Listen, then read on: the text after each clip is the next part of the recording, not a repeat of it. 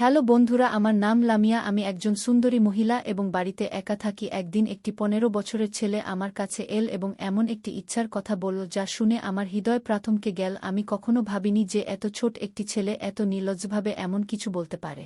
কিন্তু আমি কি করতে পারতাম?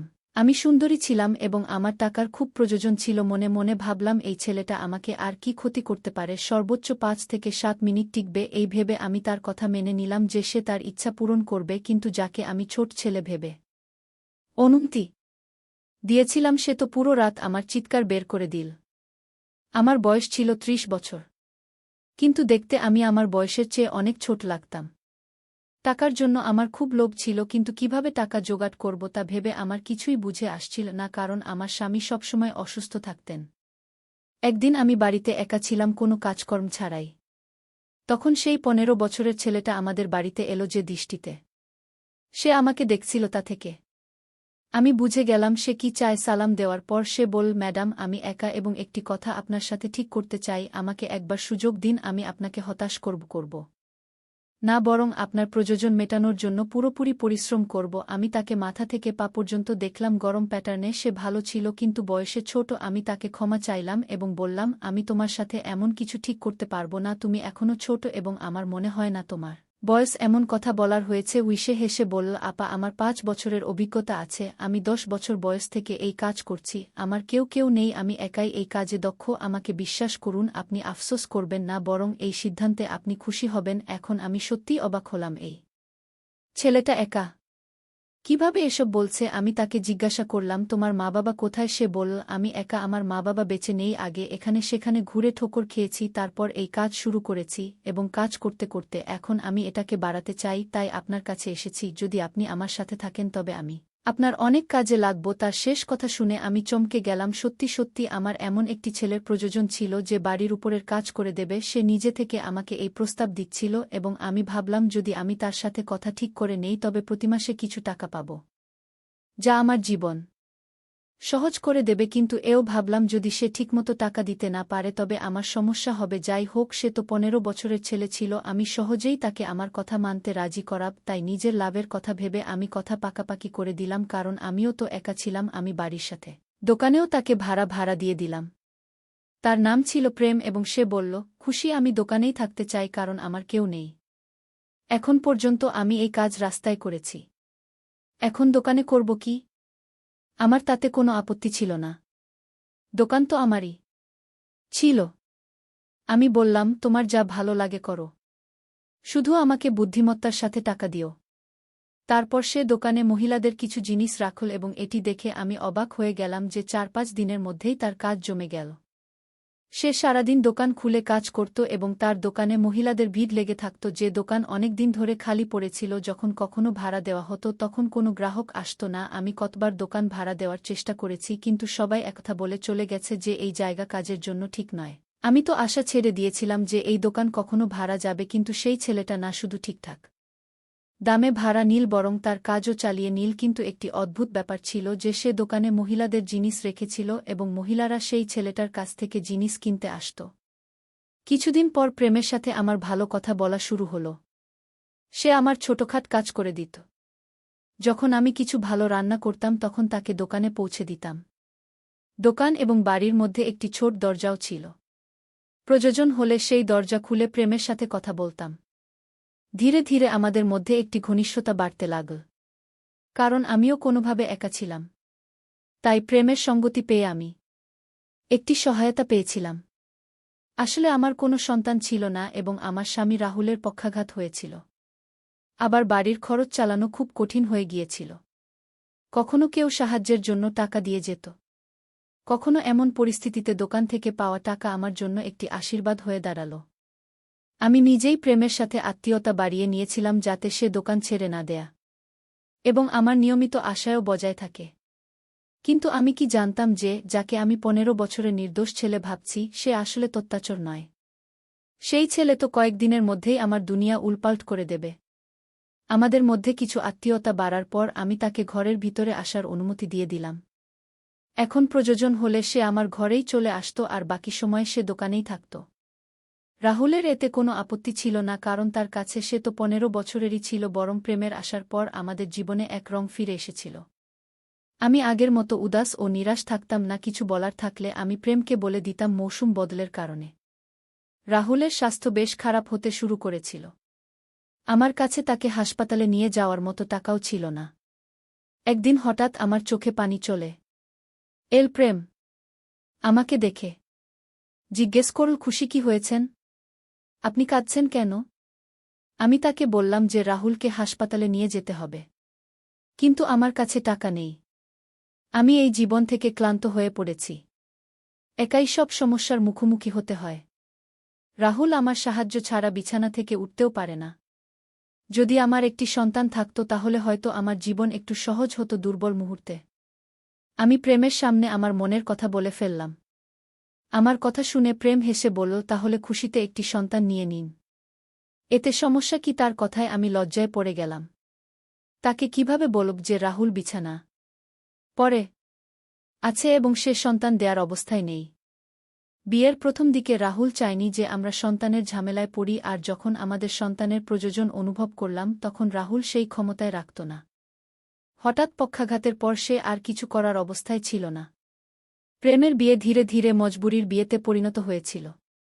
আর এখন আমি মজবুর হয়েই রাহুলের সাথে আছি, কারণ আমার কাছে অন্য কোনো বিকল্প ছিল না। প্রেম সম্ভবত আমার মুখের ভাব পড়ে ফেলেছিল। সে বলল, আপনাকে চিন্তা করার দরকার নেই, আমি তো আপনার সাথে আছি, দেখুন শীঘ্রই আপনার সব সমস্যা দূর হয়ে যাবে। তার কথায় আমি হেসে ফেললাম। সে একাই এত সাহসী ছিল যে সব চ্যালেঞ্জের মুখোমুখি হয়ে যেত, আর আমি এত বয়স হওয়া সত্ত্বেও সাহস জোগাড় করতে পারিনি। প্রেম 8 বছর বয়সে তার বাবা-মাকে হারিয়েছিল, তবুও সে জীবনের মেলায় হারাজনি, শুধু নিজের জীবনের পথেই চলেছিল। রাহুলেরও অনেক সেবা করতে শুরু করল। যখন আমি কোনো কাজে যে বাইরে যেতাম, প্রেম আমার স্বামীর যত্ন নিত, সে তার পাশে বসে থাকত। তাদের মধ্যে কি কথা হতো আমি জানতাম না, কিন্তু যখন আমাকে দেখত প্রেম চুপ হয়ে যেত। প্রেম আমাকে প্রতিশ্রুতি দিয়েছিল যে সে আমার সব ইচ্ছা পূরণ করবে, আর তার এই কথায় আমি হেসে ফেললাম। আমি একটি সন্তান চেয়েছিলাম, আমার জীবনের সন্তানের অভাব পূরণ করতে চেয়েছিলাম, কিন্তু প্রেম তা কিভাবে পূরণ করবে? তার খুশির জন্য আমি মুখে হাসি রাখতাম। এর কয়েকদিন পর আমি নিজের ভিতরে একটি পরিবর্তন অনুভব করতে শুরু করলাম। যখন আমার স্বাস্থ্য বেশি খারাপ হয়ে গেল তখন প্রেম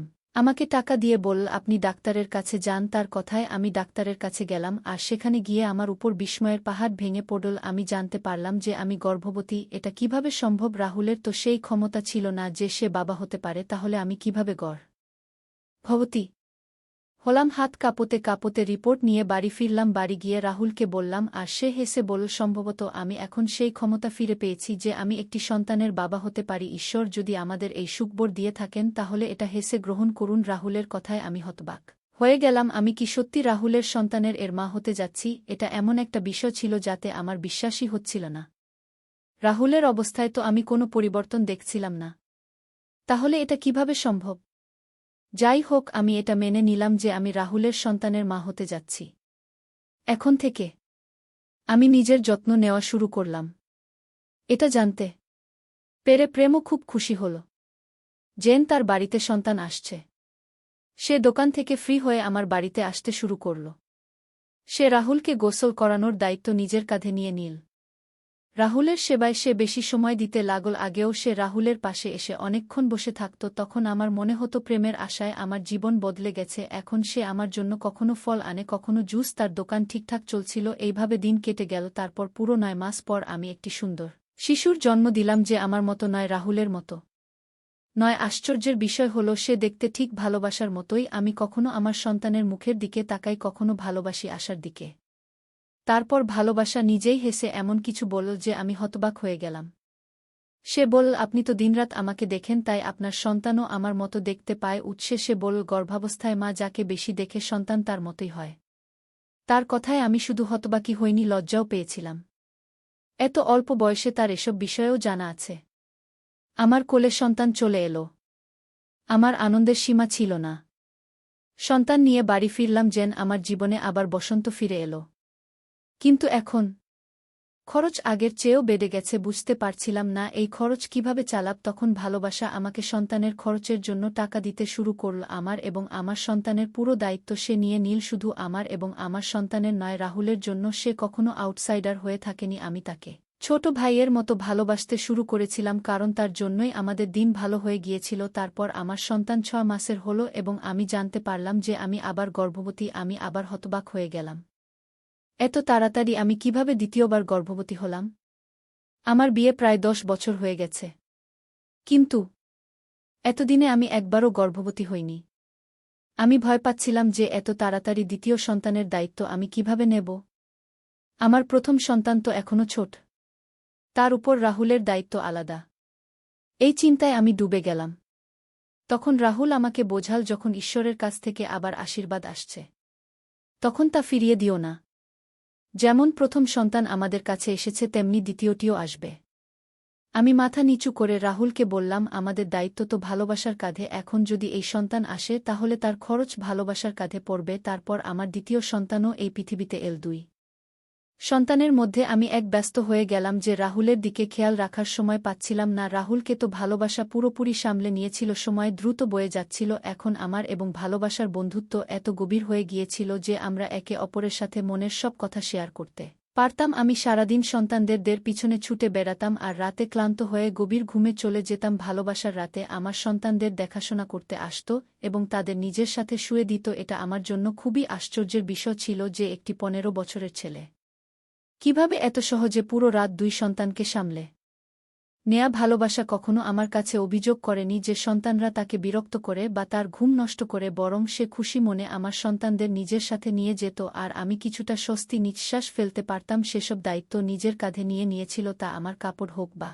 সন্তানদের। এত অল্প বয়সে সে আমাদের পুরো পরিবারের খরচ বহন করছিল, কিন্তু আমি লজ্জা পেতাম কারণ সে আমাদের সাথে এক কদমে ছিল। একদিন হঠাৎ ভালোবাসা কোনো কাজে আমার ঘরে ঢুকে পড়ল। সে নির্ভুজে আমার ঘরে চলে আসত। আমার কথা শুনে তার চোখে পানি চলে এলো এবং সে বলতে লাগল, আপনি কি আমাকে আউটসাইডার মনে করেন? আমি তো আপনাদের সবাইকে আমার সবকিছু মনে করেছি। আমি আপনার জন্য সব করতে পারি। আমি শুনেছি আপনি আবার গর্ভবতী। আপনি আপনার স্বাস্থ্যের দিকে খেয়াল রাখুন, খরচের চিন্তা করবেন না। আপনার দোকানে অনেক বরকত আছে আর আমি ভাগ্যক্রমে আপনাকে এসব দিতে পারছি। ও সে সবসময় এমন কথা বলত, তাই আমার আরও ভালো লাগত।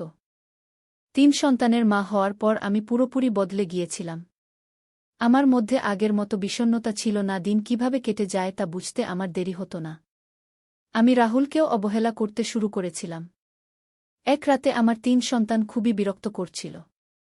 তখন ভালোবাসায় এসে বলল, আপনি এদের আমাকে দিন, আপনি আরাম করে ঘুমান। খুশি মনের সন্তানদের ভালোবাসার হাতে দিয়ে দিলাম। সে সব সময়ের মতো আমার জন্য দুধ নিয়ে এল এবং আমার দিকে দুধের গ্লাস বাড়িয়ে বলল, আপনার খেয়াল রাখুন খুমি। আমি গ্লাস হাতে নিয়ে ভালোবাসাকে ধন্যবাদ জানালাম। সে সন্তানদের নিয়ে চলে গেল, কিন্তু হঠাৎ আমার হাত থেকে দুধের গ্লাস পড়ে গেল। আমার কাজ আবার বেড়ে গেল। বাড়ি পরিষ্কার করতে লাগলাম, তারপর বিছানায় শুয়ে পড়লাম। কিছুক্ষণ পর আমার মনে হলো যেন ঘরে কেউ আছে। আমার শ্বাস আটকে আসতে লাগল। মনে হচ্ছিল যেন কোন চোর ঢুকে পড়েছে। তারপর আমি আমার বিছানার পাশে কারো উপস্থিতি অনুভব করলাম। কেউ আমার শরীরের সাথে খেলতে চাইছিল। আমি উঠে বসলাম এবং চিৎকার করে উঠলাম। আমার চিৎকারে রাহুলের ঘুম ভেঙে গেল। আমি তাড়াতাড়ি ঘরের বাল্ব জ্বালালাম। যা দেখলাম তাতে আমার ঘর একেবারে অগোছালো হয়ে গিয়েছিল। আমাদের পাড়ার একটি লোক আমার উপর ঝুঁকেছিল। তাকে দেখে আমি স্তব্ধ হয়ে গেলাম। প্রথমে সে লজ্জা পেল, তারপর বলতে লাগল, খুশি, আমি কিছুক্ষণ আপনার স্বামী নিজেই আমাকে অনুমতি দিয়েছিলেন যে আমি প্রতি রাতে আপনার সাথে ঘুমাব। আমি ঘুমাতাম এবং সে টাকা নিত। তারপর সে টাকা আপনাদের উপর খরচ করত। আসলে ঘরের অবস্থার কারণে রাহুল খুব চিন্তিত ছিলেন। তিনি কোনোভাবে এই সমস্যা থেকে মুক্তি পেতে চাইছিলেন। তখন তিনি নিজেই আমাকে এই অনুমতি দিয়েছিলেন। রাতে আপনার বাড়িতে আমি থাকতাম। আমার চিৎকার শুনে প্রেম দৌড়ে এল। তাকে দেখে সেই লোক বলল, প্রেম, তুমি তো বলেছিলে যে সে রাগ করবে না।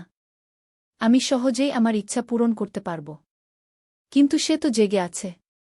সেই লোকের কথা শুনে আমার পায়ের নিচের মাটি সরে গেল। প্রেম আতঙ্কিত হয়ে আমার দিকে তাকালে আমি বুঝতে পারছিলাম না যে কি হচ্ছে। প্রথমে আমি সেই লোককে গালি দিতে শুরু করলাম। আমি ঘৃণা সাথে প্রেমের দিকে তাকিয়ে জানতে চাইলাম এটা কি। তখন প্রেম বলল, আপনার স্বামীর কাছে এত টাকা ছিল না যে তিনি এই পরিবারের খরচ চালাতে পারেন। তাই তিনি আমাকে বাধ্য করেছিলেন যে আমি আপনাকে কারো সাথে ঘুমাতে বিক্রি করি। যখন কোনো গ্রাহক আসত আমি আপনার বাচ্চাদের নিয়ে যেতাম এবং আপনাকে দুধে ঘুমের ওষুধ মিশিয়ে দিতাম। আপনি ঘুমিয়ে পড়তেন, গ্রাহক আপনাকে ব্যবহার করে চলে যেত। এই ৩টি বাচ্চাও কোনো না কোনো গ্রাহকের, কারণ রাহুল পিতা হওয়ার ক্ষমতা রাখেন না। আমি আপনার সাথে কোনো ভুল বুঝাবুঝি করিনি। আপনার স্বামী যা বলেছিলেন আমি তাই করেছি। তার ইচ্ছায় আমি আপনাকে বিক্রি করেছি। এটি শুনে আমার শরীর কাঁপতে শুরু করল। আমি আশ্চর্য হয়ে রাহুলের দিকে তাকালাম। সে তার চোখ নামিয়ে নিল। তারপর নিজেই বলতে লাগল, আমার অসুস্থতার কারণে ঘরের অবস্থা খারাপ হয়ে গিয়েছিল। আমি আপনাকে সন্তানও দিতে পারিনি খাবারের জন্য। হাহাকার পড়ে গিয়েছিল। এসব দেখে আমার হৃদয় জ্বলত। কিন্তু আমি কিছু করতে পারতাম না। তাই যখন আমি বুঝলাম যে প্রেম কি কাজ করে, আমি নিজেই তাকে বলেছিলাম যে প্রতি রাতে আপনাকে কারো না কারো কাছে বিক্রি করবে। আমি নিজে ঘুমের ওষুধ খেয়ে ঘুমাতাম, তাই আমার কিছু জানা হতো না। প্রেম কোনো গ্রাহক আনত, তারপর সকাল হওয়ার আগে গ্রাহক চলে যেত। বাচ্চা হলে আপনি খুশিতে ভরে যেতেন এবং আমাদের ঘরের অবস্থা বদলে যেত। আমি এটাই চেয়েছিলাম। রাহুলের কথা শুনে আমি মাথা চেপে ধরলাম। বিশ্বাস হচ্ছিল না যে আমার স্বামী আমার উপর এত বড় অত্যাচার করেছে ঘরের অবস্থা ঠিক করতে, এবং আমার গর্ভে বাচ্চা ভরার জন্য প্রেমের সাথে মিলে সে আমার শরীরের ব্যবসা করেছে। আমি ফুপিয়ে কাঁদতে লাগলাম। কিছুটা সময়ত হয়ে প্রেমের সামনে হাত জোট করে বললাম, আমাদের জীবন থেকে চলে যাও, তোমার আসার আগে আমরা হয়তো ক্ষুধার্ত থাকতাম। কিন্তু আমার স্বামী কখনো আমার শরীরের ব্যবসা করেনি, তার মনে এমন কোনো ভাবনাও আসেনি। আমি প্রেমকে সাথে সাথে দোকান খালি করতে বললাম এবং তার কোল থেকে আমার বাচ্চাদের ছিনিয়ে নিলাম। আমার 3টি ছোট বাচ্চা আমার সামনে ছিল, যাদের বাবার কোনো ঠিকানা আমি জানতাম না। আমি নিজের উপর আফসোস করছিলাম আমি কত বোকা ছিলাম যে বুঝতে পারিনি এই বাচ্চারা আমার স্বামীর নয়। আমি সেই 2 পুরুষের হাতে বোকা হয়েছি। আমার জন্য শুধু প্রেমই নয়, রাহুলও দোষী ছিল। কিন্তু আমি কি করতাম? আমি রাহুলের সাথে বিবাহের বন্ধনে আবদ্ধ ছিলাম এবং তার অবস্থা এমন ছিল না যে আমি তাকে ছেড়ে চলে যেতে পারি, তাই বাধ্য হয়ে তার সাথে দিন কাটাতে লাগলাম। প্রেম দোকান ছেড়ে চলে গেল।